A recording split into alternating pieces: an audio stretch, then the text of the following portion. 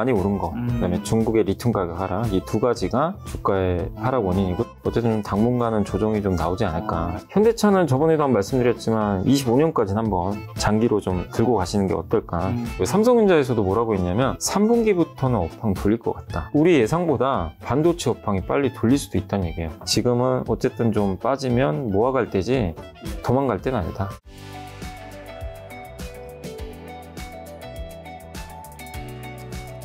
일단 오늘 한국이랑 미국 증시 점검부터 한번 해볼까요? 오늘은 이제 좀 증시가 안 좋았습니다. 미국도 안 좋았고 이제 한국도 안 좋았는데 그 이유는 이제 두 가지 이유가 좀 있었던 것 같더라고요. 이제 미국 같은 경우는 이 지역은행 그 하나 파산했잖아요, 이번에. 그러니까 퍼스트 리퍼블릭. 근데 거기가 파산하고 나서 좀 그래도 JP모건이 인수해서 좀 끝날 줄 알았는데 그게 아니라 지역은행들이 연달아서 이제 충격을 받는, 주가가 그래서 다 폭락을 해버렸거든요. 그래서 지역은행 중에 또 한두 곳이 또 파산하는 거 아니냐, 이런 이제 우려감이 좀 나오면서 지역은행 리스크가 좀 아직 안 끝났다, 이 불안 심리가. 근데 이 지역은행이 안 좋아지면은 결국 대출이 좀 줄어들게 되고요. 대출이 줄면은 결국에 이제 미국 경제에 또 돈줄이 막히게 되기 때문에 이런 부분이 주가에 당연히 안 좋게 작용했죠. 그게 하나 있었고, 또 미국에서 발표하는 것 중에 하나가 졸트라고 있습니다. JOLTS, 구인 구직 지표라고 있거든요. 근데 그게 채용 공고 같은 걸 이제 하는 거예요. 얼마나 했나. 근데 그게 너무 많이 줄어버렸어요. 고용이 진짜 꺾이는구나. 고용은 그동안 이제 미국 경제를 지탱해주던, 그러니까 미국 경제가 침체에 온다, 뭐 작년부터 계속 얘기했죠. 온다 하는데 안 온 이유가 사실 고용이잖아요. 고용이 너무 좋았는데 고용 지표도 이제 꺾이는 게 나오다 보니까 시장이 놀란 것 같아요. 이게 은행 리스크랑 고용 리스크 이 두 가지 겹치니까 이제 한번 좀 주가 흔들렸고, 우리나라도 이제 바로 그 영향을 받아가지고 오늘 이제 한국 증시도 상당히 좀 큰 폭으로 하락세를 보였고, 또 거기에 올해 좀 제일 좋았던 게 2차전지잖아요. 근데 2차전지가 오늘 특히 양극재 기업들이 중국의 탄산 리튬 가격이 많이 떨어졌더라고요. 오늘도 급락을 하다 보니까 리튬 가격이 떨어지면 어쨌든 양극재에 영향 주거든요. 그래서 그런 이제 악재들이 나오면서 2차전지가 무너지면서 오늘 급격하게 증시가 많이 흔들렸다. 이렇게 말씀드리겠습니다. 알겠습니다. 제가 또 네이버에서 찾아보니까 검색상에 30개 종목이 있더라고요. 아마 검색상에 30개 종목이 그만큼 많은 분들이 관심 종목일 것 같아서 오늘 종목 진단 위주로 많이 하려고 하는데요. 자, 에코프로부터 시작을 한번 해볼까요? 에코프로 같은 경우는 이제 오늘 주가가 좀 사실 많이 빠졌어요. 근데 이제 또 오늘 빠지기 전까지는 좋았습니다. 또 최근에 이렇게 반등이 나왔고, 근데 이제 실적 발표를 했거든요. 확정 실적 나왔는데 사실 이제 주가가 이건 뭐가 잘못됐다, 뭐 좋습니다 나쁩니다를 떠나서 누가 봐도 많이 오른 건 사실이거든요. 8배 올랐잖아요. 10만 원이니까. 그래서 주가 상승 좀 부담, 이 부분이 조금 이제 악재로 좀 작용했던 것 같고, 에코프로 BM도 같이 빠졌죠 오늘. 그래서 아까 말씀드린 대로 탄산 리튬 가격, 실제 양극재 가격이 좀 많이 떨어지고 있어요. 근데 이제 그런 거에 비해서 주가는 굉장히 단단했던 게 미국 IRA 법안 수혜라든가, 또 유럽에서도 원자재법 뭐 이런 얘기들 나오면서, 또 특히 에코프로도 폐배터리 사업도 하고 있고 자회사들이 되게 짱짱하잖아요. 그래서 좀 올라왔는데, 다만 이제 이걸 넘기려면 새로운 모멘텀이 또 있어야 되거든요. 근데 지금 2차전지 관련해서 새로운 뉴스는 없어요. 최근에는. 그래서 이제 모멘텀이 좀 소진되면서 주가가 오늘은 좀 빠졌다. 그래서 특별한 이유보다는 제 생각에 너무 많이 오른 거, 그다음에 중국의 리튬 가격 하락, 이 두 가지가 주가의 하락 원인이고, 그래서 지금 뭐 제가 뭐 차트를 이렇게 잘 보는 편은 아닌데 어쨌든 당분간은 조정이 좀 나오지 않을까. 에코프로 BM은 차트 어떻게 되죠? BM도 좀 비슷하죠. 거의 뭐 형제처럼 움직이는데 에코프로가 훨씬 강했죠. 사실 강했는데 확실히 그 에코프로는 거의 전고점까지 갔었는데 에코프로 BM은 좀 가지 못하고 좀 꺾이는 것 같아요. 그러니까 더 약한 것 같아요 사실 에코프로 BM이. 근데 이게 오늘도 보니까 한 증권사에서 사실상 매도 리포트가 나왔더라고요. 진짜요? 네, 거기 이제 한 증권, 원래 좀 안 좋게 썼던 증권사인데 아마 어딘지 아실 거예요. 제가 얘기 안 해도. H 말고 Y증권사. 네, 거기 이제 Y증권사에서 보고서가 오늘도 사실상 매도 리포트가 나왔어요. 읽어봤거든요. 그러니까 뭐냐면 밸류가 좀 비싸다. 그러니까 실적은 이번에도 뭐 견조했는데 밸류가 이제 너무 먼 미래를 좀 당겨 반영한 것 같다. 그래서 약간 부정적인 내용의 보고서가 나왔고, 사실 근데 저는 그것 때문에 빠졌다고 생각은 안 하고요. 결국 아까 말씀드린 대로 그 빌미가 된 건 이제 중국의 리튬 가격 하락이 좀 큰 영향 줬고, 너무 올해 많이 올랐죠. 주가 올랐다는 부담, 또 미국이나 한국 증시도 조금 이제 꺾이다 보니까 약간 대장주 성격인데 좀 오늘 좀 매물을 맞은 게 아닌가 라고 좀 생각을 하고 있습니다. 자, 포스코홀딩스와 포스코 퓨처함도 있네요. 포스코홀딩스 같은 경우는 어쨌든 지금 이것도 코스피의 대장주였죠, 사실은. 굉장히 올해 주가 좋았는데 비슷해요, 사실. 에코프로나 이런 이제 기업들하고 거의 연동되면서 움직였는데, 다만 이제 포스코홀딩스는 뭐 워낙 그동안 장기 저평가 기간을 좀 오래 겪다 보니까 지금도 비싸진 않아요. PBR이 0.6배 정도. 자산가치 1배가 안 됩니다. 그래서 아직도 좀 저렴한데, 다만 이제 포스코홀딩스도 주가가 작년 이제 21만 원까지 갔었거든요. 2배 올랐잖아요. 네. 이 무거운 기업이. 네. 그러다 보니까 이제 기간 조정으로 좀 가지 않을까. 그래서 저는 포스코홀딩스도 좀 뭐 싼 거는 맞는데 아직까지는, 그렇지만 좀 기간 조정 양상으로 네. 옆으로 좀 횡보하는 네. 그런 모습이고, 역시 리튬 회사잖아요, 이제. 근데 리튬 값 떨어지니까 네. 그 영향으로 좀 쉬어간다. 퓨처엠은요? 포스코 퓨처엠이 그 올해 국내 양극재 기업 중에서는 이번 달 3월달 데이터를 보니까 성장률이 제일 높았던 것 같더라고요. 그래서 그만큼 주가도 좋았고, 근데 그 배경은 이 회사가 원래 LG에 납품을 하는데 삼성에도 이제 공급을 하잖아요. 공급사가 늘어나고. 네. 그래서 워낙 지금 뭐 미국에서도 수출 잘하고 있어서 올라왔는데, 근데 뭐가 문제냐면 이 좋은 뉴스들은 이제 다 반영이 된 데다가 이 밸류가 정말 올해 100배예요. 지금 PER이 네. 100자를 지금 찍고 있거든요. 근데 사실 원래 비쌌어요. 작년에 117, 올해도 100. 그러니까 이게 비싸니까 아유 이제는 안 갑니다, 이렇게 볼 필요는 없는데, 그래도 아무리 그래도 PER 100배는 누가 봐도 좀 고밸류 맞거든요. 네. 내후년에 2025년으로 만약에 실적 좋은 걸 대입을 해도 네. 35배나 돼요. 그러니까 이제 고밸류 상태이기 때문에 네. 조금 포스코 퓨처엠도 조금 이제 당분간은 밸류 부담으로 좀 쉬어가지 않을까라고 예상을 하고 있습니다. 검색상위 30개 종목 안에 한 3분의 1은 2차 2차 전지가 다 비슷비슷해요. 자, 일단 2차 전지만 쏙 먼저 다 보도록 네. 하겠습니다. SK이노베이션은요? SK이노베이션 반대로 못 올랐죠, 이거는. 네. 보시면 이제 오른 게 없어요. 네. 그래서 완전 이제 어떻게 보면 저평가 소외주인데, 오른 것도 없는데 오늘 떨어지네. 근데 빠질 땐 또 안 가요. 그러니까 그만큼 힘이 없는데, 다만 이제 SK이노베이션이 이렇게 못 올랐던 배경은 두 가지였죠. SK온이 물적 분할해가지고 주주가치 훼손하는 거, 요거 하나 있었고, 근데 이제 이거는 앞으로 상장을 하더라도 25년 이후에 한다고 하더라고요. 근데 이제 기존 주주한테는 좀 돌려주겠다, 배당을 주든가. 그래서 그 리스크는 좀 많이 완화됐고, 제일 중요한 건 뭐냐면 흑자를 내야 돼요. 그 SK온이 아직까지 2차 전지에서는 돈을 좀 못 벌고 있거든요. 근데 이제 앞으로는 저도 이제 이노베이션을 좀 긍정적으로 보는 이유 중에 하나가, 일단 밸류도 싸지만 2차 전지 지금 기업들이 이번에 LG엔솔도 미국에서 보조금 이제 받는 거를 이번에 넣어버렸어요. 1분기 실적에 1000억 정도를 반영을 했더라고요. 근데 SK이노베이션도 지금 미국에 공장 있잖아요. 네. 그렇기 때문에 거기서 생산하면 이제 보조금을 받게 됩니다. 이게 이제 그대로 꽂히거든요. 그러면 이제 흑자 전환 시기가 빨라지겠죠. 그래서 우려했던 수익성 악화는 이제 거의 끝나가고, 그래서 저는 뭐 이노베이션도 지금 이 구간에서 뭐 나쁘게 볼 필요는 없는 것 같아요. 근데 다만 못 갔던 이런 흐름들은 이제 점진적으로 실적이 좋아지면서 좀 우상향할 가능성이 저는 높다. 그리고 SK이노베이션은 현대차 그룹의 좀 굉장히 메인 벤더입니다. 그러니까 현대차가 잘 되면요, 이노베이션이 좀 잘 돼요. 네. 그래서 미국에서도 지금 이번에 합작사 만들기로 했으니까 현대차하고 좀 같이 갈 수 있는 그런 좀 기업 아닌가라고 생각을 하고 있습니다. 말씀하시면 현대차 바로 볼까요? 네. 현대차도 있습니다. 네, 현대차 많이 올랐죠, 이번에. 뭐 정말 우리나라에서 이번 1분기는 제일 많이 돈 버는 회사잖아요. 1분기에 제일 돈 많이 버는 회사고, 주가도 지금 작년에 9월에 이제 고점을 한번 돌파했다가 조금 쉬고 있는데 많이 올랐어요. 지금 16만 원부터 15만 원까지 갔다가 좀 20만 원 왔으니까 한 30% 정도 주가 올라온 상황입니다. 다만 이제 주가 여기서 약간 버벅대는 거는 3분기에 이제 그 실적에 대해서는 조금 이제 의문부호가 있는 것 같더라고요. 이게 현대차도 IR 할 때 뭐라고 했냐면 3분기에 잘 모르겠다, 이게 질문을 했거든요. 2분기까지는 좋을 것 같습니다. 근데 3분기는 미국 경기도 그렇고, 그러니까 뭐 좋을지 나쁠지 모르겠다. 그러다 보니까 하반기에 대한 전망이 좀 애매해졌어요. 그래서 지금 올라온 상태에서 약간 횡보하고 있는데, 그래도 저는 현대차는 저번에도 한번 말씀드렸지만 25년까지는 한번 장기로 좀 들고 가시는 게 어떨까. 그 말씀을 드리는 게, 25년도에 미국에서 보조금 이제 받을 거예요. 그 전기차 공장 완공되잖아요.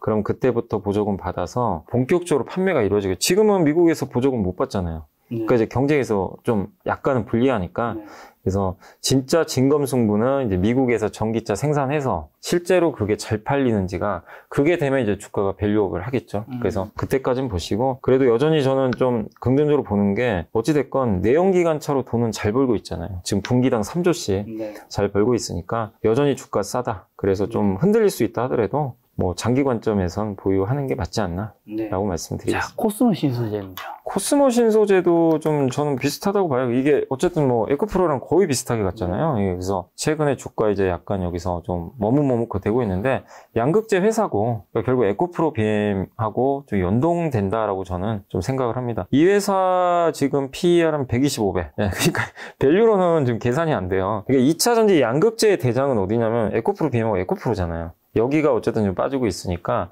단기적으로는 코스모 신소재도 좀 조정은 좀 불가피하지 않을까. 그리고 지금 주가가 이게 얼마였죠? 5만 원부터 출발했잖아요. 한 4배 가까이 올랐거든요. 그래서 가격 부담은 지금 존재하니까 지금 여기서 더 오르긴 좀 쉽진 않다. 그래서 좀 단기적으로는 보수적으로 보셔야 될 것 같습니다. TCC 스틸은요? 아, 이거 똑같아요. 이것도 정말 많이 올랐더라고요. 네. 이게 그 원통형 배터리 그거 뭐라 그러죠? 이 니켈 도금 강판. 그거 만드는 회사인데 보시면 10,000원짜리가 이 몇 달 만이죠, 지금? 한 2달 만에 5배 올라버렸어요. 그러니까 주가가 단기간에 너무 오르다 보니까 역시 똑같습니다. 이 회사는 이제 원통형 배터리의 이제 껍데기죠, 여기.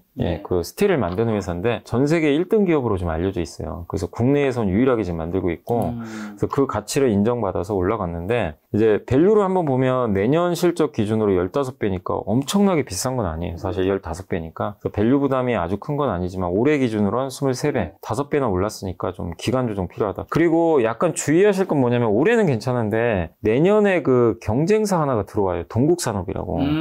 동국산업이 철강 회사인데 거기가 지금 증설해요. 네. 그럼 내년에 이제 물량이 들어올 거 아니에요. 그럼 이제 TCC 스틸한테 좀 부담이 되겠죠.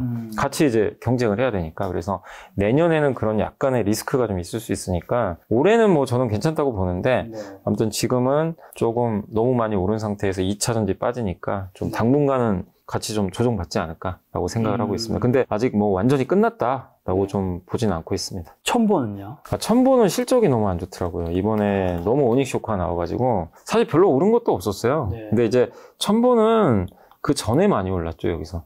주가가 36만 원 갔다가 지금 이제 30만 원 한번 찍고 지금 이제 무너지는 상황인데 어닝 쇼크가 나왔고 특히 이제 중국의 전해액이죠. 전해액 가격이 지금 급락을 하고 있거든요.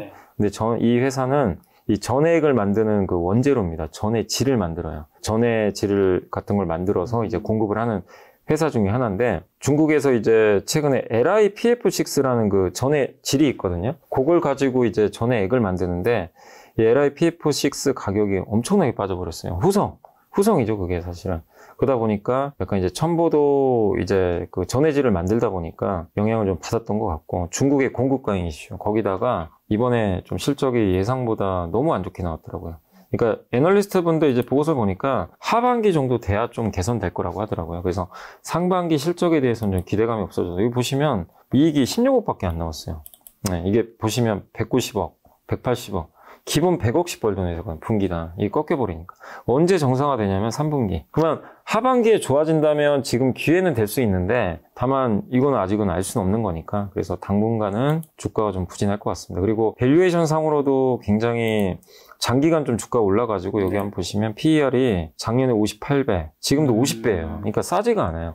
내년 기준으로 22배니까 그래서 저는 첨보는 개인적으로 그래도 좀 긍정적으로 보는 게 이 회사가 만드는 첨가제가 그러니까 이 전해질 첨가제라고 하는데 전해질이 굉장히 이제 그 수명을 좀 올려주거나 주행거리를 올려주거나 이런 데 특화된 제품들을 되게 잘 만들어요. 그래서 기술력은 분명히 있어요. 근데 그런 것들이 실적으로 또 잘 또 이렇게 반영이 돼서 성장하려면 조금의 기간은 필요하다. 그래서 조정은 좀 이어지겠지만 중장기적으로는 좀 너무 크게 우려할 필요는 없지 않나 라고 좀 생각을 하고 있습니다. 그리고 금량이요. 근데 금량은 저도 잘 모르겠네요. 금량은 이게 원래 발포제 만드는 회사로 제가 알고 있는데 그죠. 근데 이제 이 회사가 뭐 리튬 사업 뭐 거기 어디죠? 콩고?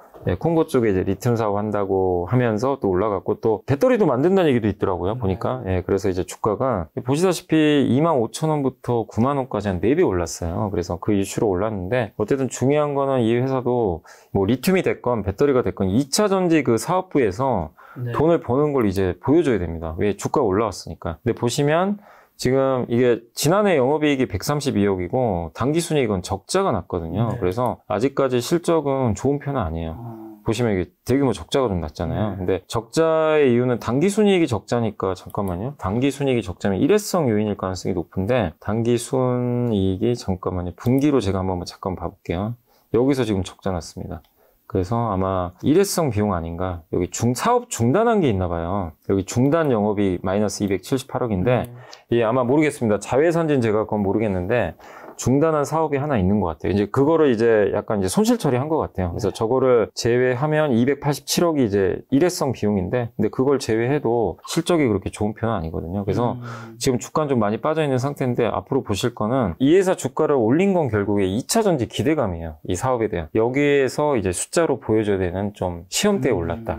그래서 그 숫자가 앞으로 검증을 여러분들이 하시면서 보셔야 된다. 근데 저도 이제 숫자가 이번 아직 실적 발표 안 했잖아요. 그래서 1분기 실적 한번 보시고 IR도 하겠죠. 이제 거기서 2차 전지 사업이나 뭐 콩고 리튬 사업이나 아니면 배터리 이런 것들을 여러분들이 또 IR 할 때 한번 이게 들어보시고 뭐 또 실적 나오면 주식 담당자한테 전화도 하셔가지고 꼭 크로스 체크를 해보시면 좀 좋을 것 같습니다. 금량이 지금 시총이 얼마죠? 금량이 그때 거의 제가 알기로 한 5조 가까이 갔다. 제가 5조까지 봤었거든요. 네, 저도 봤었어요. 지금 오늘 기준으로 3.7조.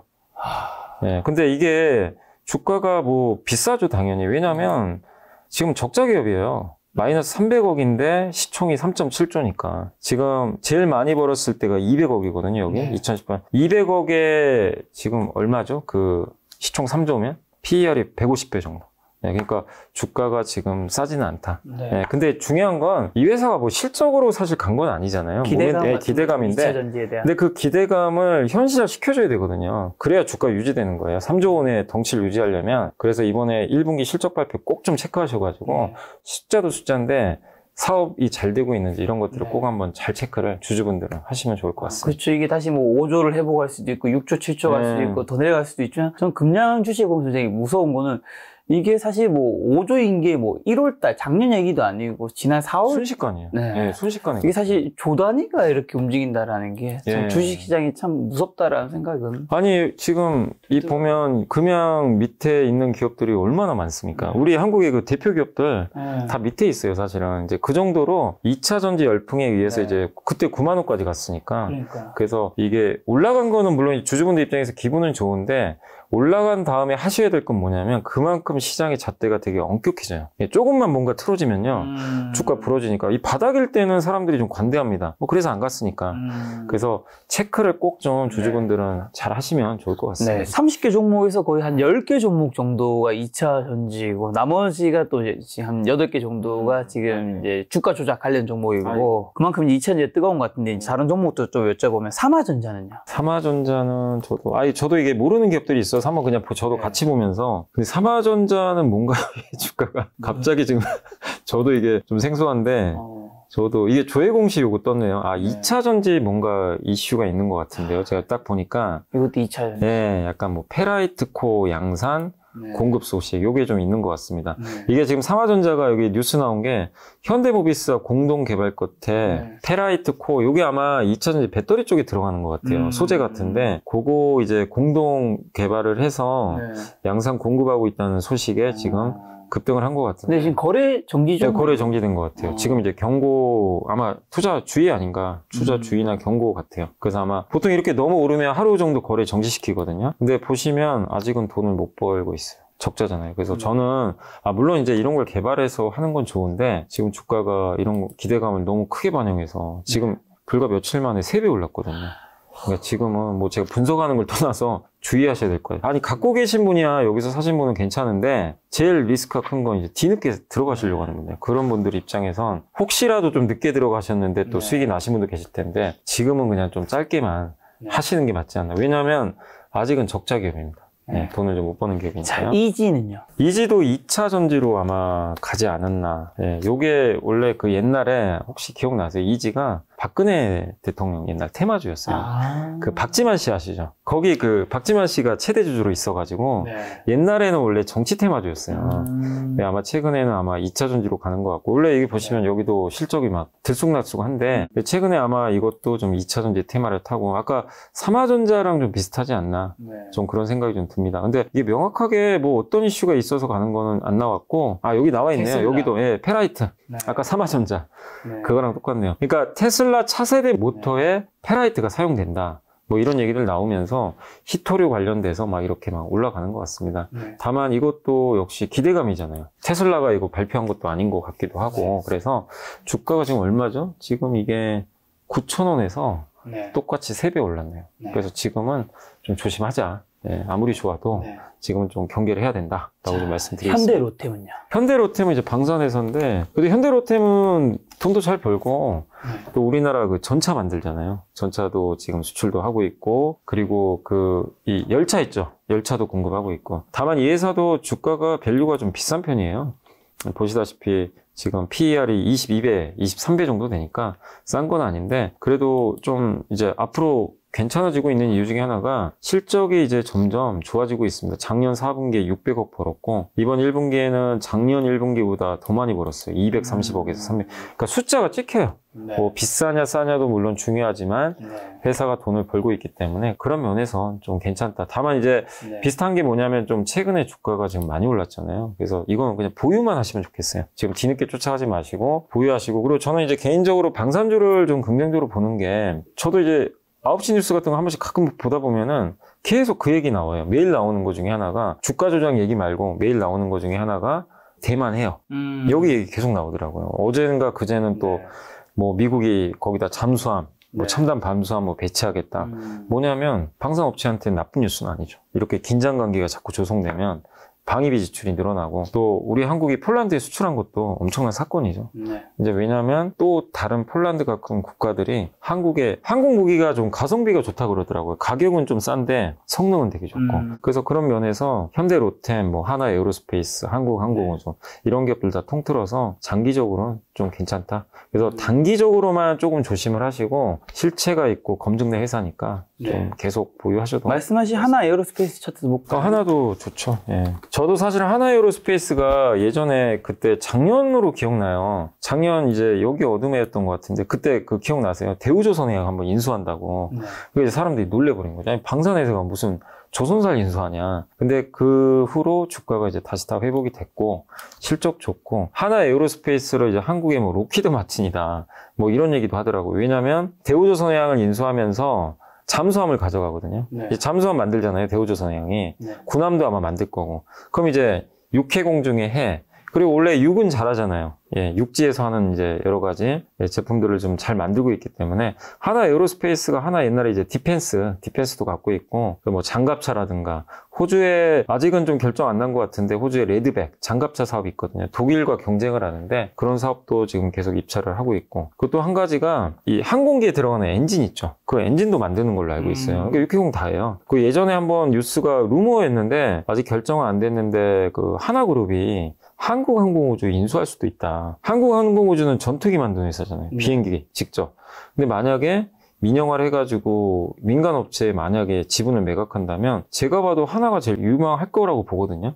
이런 사업들을 하고 있으니까 연결고리가 있잖아요. 그래서 그런 기대감들이 있기 때문에 하나 에어로스페이스 뭐 역시 많이 올라서 지금 투자는 아닙니다. 사실은 좀 기다리셔야 되겠지만 보유하신 분들은 아까 현대 로템처럼 꾸준히 좀 보유하셔도 되지 않을까 싶습니다. 말씀하신 한국 항공우주도 있어요. 네, 한국항공우주는 저는 이제 이게 제가 올해 아까 이 리포트나 이런 걸 보니까 최근에 좀 올랐잖아요. 그 한번 이게 주가가 쫙 올랐는데 한국항공우주가 일단은 이제 그 작년에 폴란드 수주도 있었지만 이 실적이 언제 반영되냐면은 이게 수주하고 바로 반영되는 게 아니라 항공기를 만들잖아요. 인도할 때 반영을 한대요.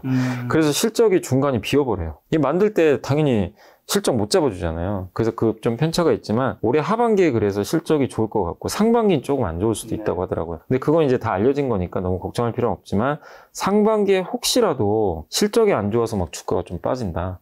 그럼 그걸 오히려 좀 비중 확대 기회로 활용하실 필요는 있는 것 같고, 저는 제일 기대하고 있는 게, 저도 이제 영상을 봤거든요. KF-21이라고 혹시 보셨어요? 못 봤어요. 미국에 보면 F-15 전투기 같은 거 있잖아요. 뭐 F-18. 그 미국의 정말 유명한 전투기들, 초음속 전투기잖아요. 그게 우리나라도 지금 만들어 놨어요. 그래서 내년에 초도 양산 들어간대요. 그래서 아마 그거 해서 지금 테스트하고 있는 걸로 아는데, 그러니까 한국도 이젠 초음속 이 정말 엄청난 공격기를 보유하는데, 이걸 만드는 회사가 바로 한국항공우주고, 꽤 오래전부터 제가 알기로는 개발한 걸로 알고 있어요. 예전부터 개발에 착수해서. 그래서 최종적으로는 25년도에 나오는 걸로 알고 있습니다. 이제 얼마 안 남았거든요. 그래서 그렇게 되면 회사 가치가 달라지겠죠. 그러니까 저는 아까 현대차랑 비슷해요. 한국항공우주도 기왕에 지금 들고 계시면 보유 계속 해나가시면 어떨까. 모멘텀은 좀 충분히 있다. 자, 삼성전자는? 삼성전자 같은 경우는 지금 주가가 좀 약간 버벅대곤 있습니다. 근데 이제 많은 분들이 그런 또 질문을 해주시더라고요. 그러니까 뭐냐면 온통 안 좋은 얘기밖에 없대요. 반도체 주변에 뭐 미중 갈등, 또 한국 반도체도 규제하겠다, 막 중국에서 그런 얘기 나오는데, 근데 주가는 왜 이렇게 잘 버티냐. 또 이런 얘기도 많이 해주세요. 그래서 좀 버텨도 좀 불안하고, 그러니까 빠질까봐. 근데 또 팔자니 올라갈 것 같고, 그 말씀들을 되게 많이 해주시는데, 근데 지금 주가가 이렇게, 그러니까 이런 건 생각해 보시면 좋을 것 같아요. 우리가 생각하는 이런 악재들이 있고 막, 좋은 건 아니에요. 뭐 미중 갈등도 있고 한데, 그럼 사실 엄밀히 따지면 주가 빠지는 게 맞잖아요. 안 좋은 걸 반영해서. 근데 왜 안 빠지냐면은, 일단 중국은 제외하고 실적 안 좋고 이런 거는 이미 작년에 다 반영을 해버렸어요. 작년에 안 좋을 거 다 알고 있었거든요. 작년 1, 2분기 실적이 그렇게 나쁘지도 않았어요. 근데 실적 좋은데 막 부러져 버렸거든요.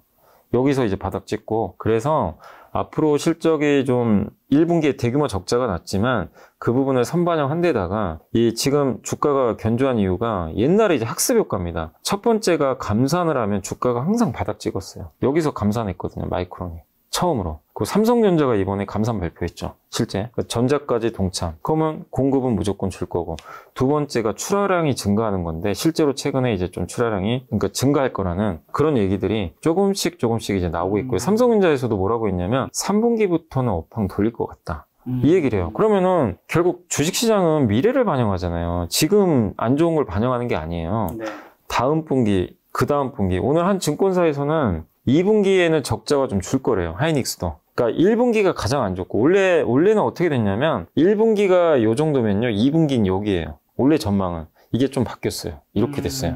그럼 뭐죠? 좀 빨리 돌리는 거죠. 우리 예상보다 반도체 업황이 빨리 돌릴 수도 있다는 얘기예요. 그럼 올라가야 되는 거 아니냐. 근데 왜 못 가냐면 지금 약간 미국의 경기 침체 우려, 뭐 고용 지표나 이게 하나가 있고요. 또 한 가지가 지금 우리나라 좀 반도체 중국하고 미국 중간에 껴가지고 골치 아파. 미국은 중국에 투자하지 마라.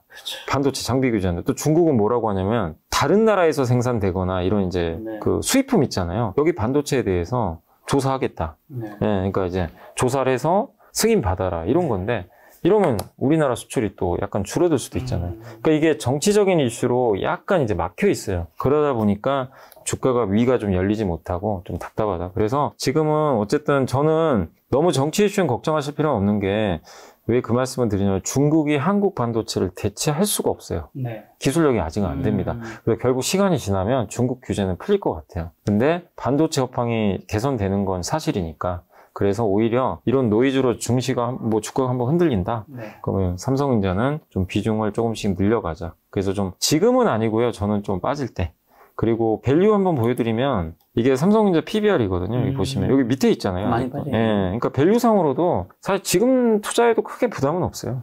왜냐하면 업황이 좋아지면 보통 이 정도 레벨까지 올라가거든요. 밸류가. 그건 이제 내년 정도엔 저 정도 갈 수 있다고 보거든요. 그래서 지금은 어쨌든 좀 빠지면 모아갈 때지 도망갈 때는 아니다. 라고 말씀드리겠습니다. 자, 최근에 지난 한 달 동안 외국인이 가장 매수한 종목 좀 어떤 것들이 있을까요? 여기 이제 그 증권거래소 가면 이제 데이터를 볼 수가 있는데 이제 가장 많이 산 거는 아까 이제 한번 우리 상담했던 삼성전자. 삼성전자를 최근 한 달 동안 3점이죠. 계속 매수하고 있고. 근데 이제 삼성전자 같은 경우도 이게 좀 약간 재미있는 건 뭐냐면은 작년까지만 해도 개인들이 엄청 샀잖아요. 삼성전자. 그냥 러브콜을 보냈는데 올해 바뀌었어요.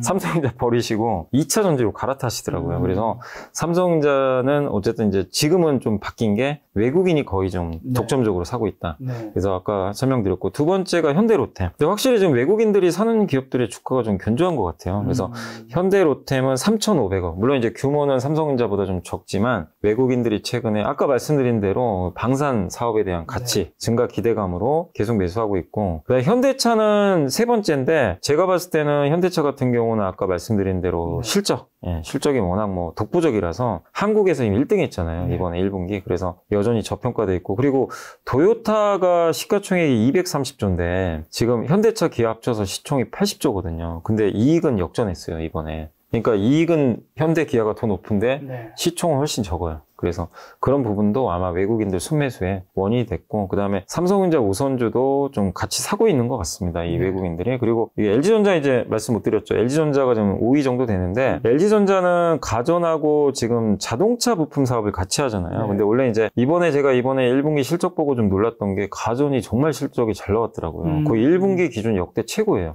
이게 가전 안 팔린다고 했는데 저도 그래서 깜짝 놀랐거든요. 가전 요새 안 팔리는데 딱 뜯어봤더니 북미가요, 생각보다 그 부동산 거래가 좀 있었나 봐요. 그러니까 이제 집 옮길 때 보통 가전제품 같이 그러니까 이 지택 지표가 생각보다 나쁘진 않았다고 합니다. 그게 하나가 있었고, 또 LG전자 하면 시그니처 아시죠? 그 가전 브랜드 프리미엄.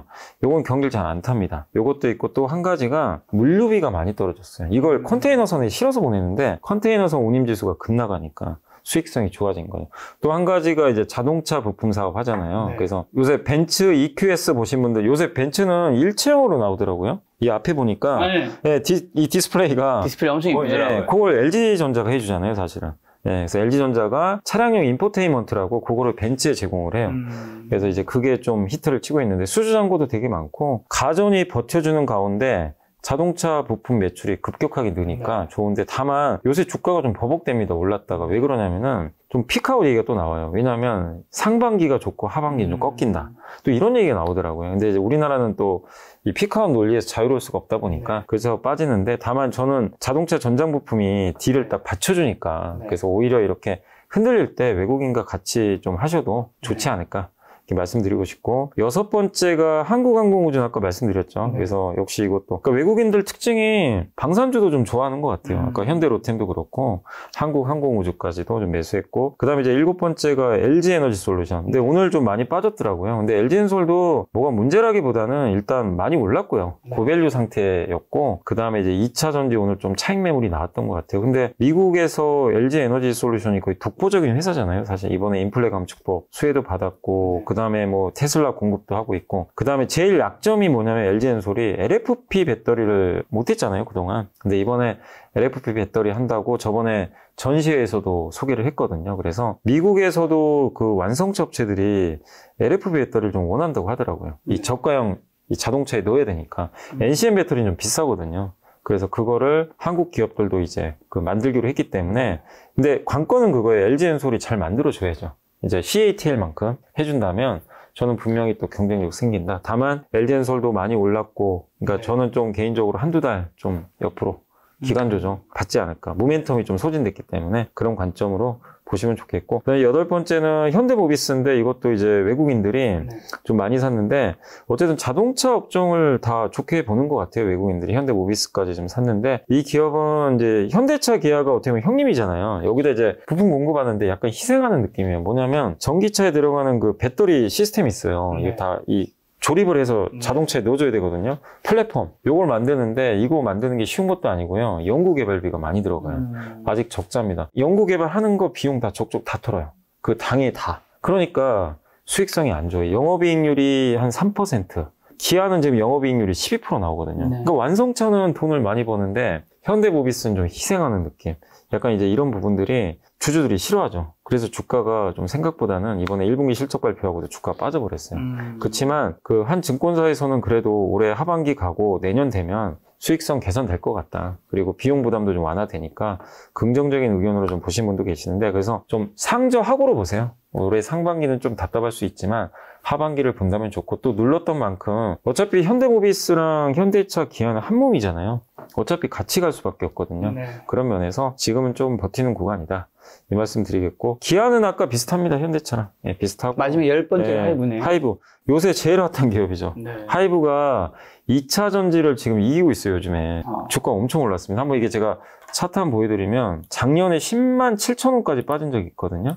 오늘 30만 원 찍었어요. 주가가 여기 어마어마합니다. 근데 이게 올라가는 이유가 뭐냐면 BTS의 공백이 없어요. 그러니까 저번에 한번 이때 올라갔던 거는 이제 SM 인수 관련해서 한번 올라갔다가 주가가 다시 좀 빠지기도 했지만 그 이후로. 근데 이제 최근에 올라간 거는 BTS는 이제 군대를 갔잖아요. 그래서 솔로 활동을 하는데 솔로 활동도 잘하죠. 뭐 지민도 그렇고 슈가, 다 지금 좋은 성격을 내고 있고, 근데 그 밑에 있는 아우들 있죠. 네. 뭐 르세라핌, 그 다음에 그 뉴진스가 굉장한 이제 히트를 좀 쳤고, 거기다 또 한 가지가 여기 소속 그룹 중에 남성 보이 그룹 중에 요새 제일 잘 가는 그룹이 그 세븐틴이라고 있어요. 세븐틴이 요즘에 대세입니다. 거의 BTS를 지금 대체하고 있거든요.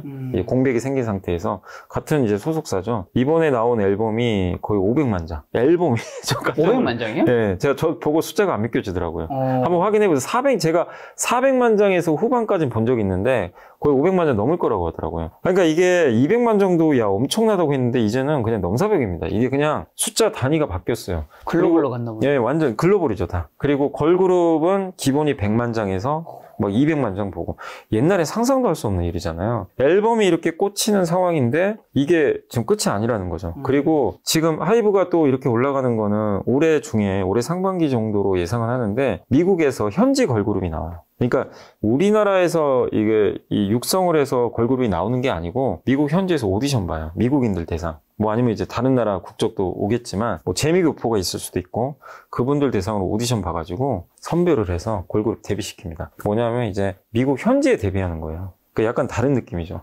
네, 그래서 그런 거에 대한 기대감도 같이 붙는 것 같아요. 그래서 물론 지금 주가가 싼 건 아닙니다. 지금 시총이 다 10조 넘었으니까. 그렇지만 너무나 지금 BTS의 공백이 안 느껴질 정도로, 뭐 어떤 애널리스트는 보고서에 그렇게 썼더라고요. 걸을 타선이 없대요.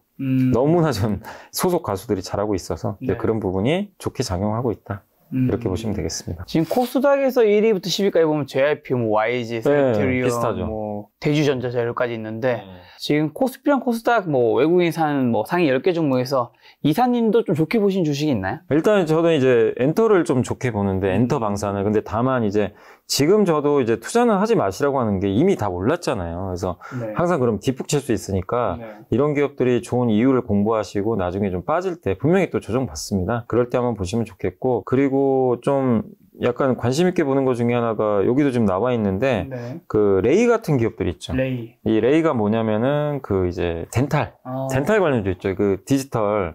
이게 왜냐면 이제 우리가 치과 가서 임플란트 하려면 이게 스캔도 해야 되고 안면도 사진 찍어야 되거든요. 이 회사가 뭐 하냐면 레이 페이스라고, 이 카메라가요 안면을 찍어가지고 이제 제대로 이제 어떻게 보면 이제 보철물 같은 거 만들 수 있게 해주는 이제 디지털 덴티스트리 기업인데 중국 비중이 높아요. 그래서 이 기업도, 근데 요즘에 사실 여기는 안 나와 있지만 덴탈 관련주들 주가가 다 괜찮아요. 그래서 오늘 또 외국인들이 산 거에 좀 들어가 있어서 괜찮고, 저도 이게 되게 좀 여기 외국인들 산 거 중에 좀 특징적인 게 바이오가 많이 들어가 있네요. 셀트리온 헬스케어, ST팜, 알테오젠. 근데 다 괜찮은 기업들이에요. 특히 뭐 여기 알테오젠 같은 경우도 기술력 굉장히 좋고 해서. 클래시스도 뭐 관련 종목 아닌가요? 피부 미용.